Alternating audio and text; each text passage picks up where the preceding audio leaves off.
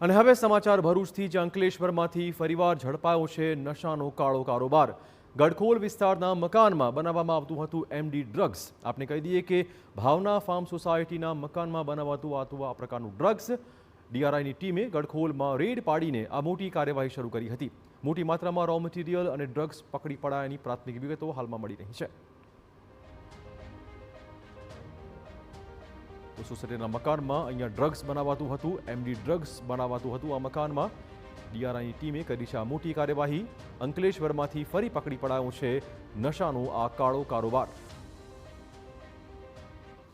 ઉદ્યોગ નગરી અંકલેશ્વર ફરી એકવાર ડ્રગ્સના કાળા કારોબારને લઈને ચર્ચામાં આવી છે। અંકલેશ્વરમાં ડીઆરઆઈએ એક દરોડો પાડી અને મોટી માત્રામાં ડ્રગ્સના જથ્થાને ઝડપી પાડ્યો હોવાની વિગતો સામે આવી રહી છે। હાલમાં અંકલેશ્વર જીઆઈડીસીના ભાવના ફાર્મ વિસ્તારમાં આ પોલીસનો કાફલો જોઈ રહ્યા છો। સાથે સાથે ડીઆરઆઈની ટીમ હાલમાં કાર્યવાહી કરી રહી છે। ભાવના ફાર્મ વિસ્તારના આ એક મકાનમાં ડ્રગ્સનો જથ્થો બનાવાઈ રહ્યો હોવાની વિગતો મળી રહી છે। સાથે સાથે તંત્ર પણ આ મામલે હાલમાં તપાસ કરી રહ્યું છે। હજુ સુધી કોઈ સત્તાવાર માહિતી સામે આવી નથી જેમાં કયા પ્રકારના ડ્રગ્સ ઝડપાયા છે તેની હજુ કોઈ વિગતો સામે આવી રહી નથી। જો કે સૂત્રો અનુસાર મ્યાવ મ્યાવ ડ્રગ્સનું રો મટીરિયલ મોટી માત્રામાં ઝડપાયું હોવાના હાલમાં માહિતી મળી રહી છે।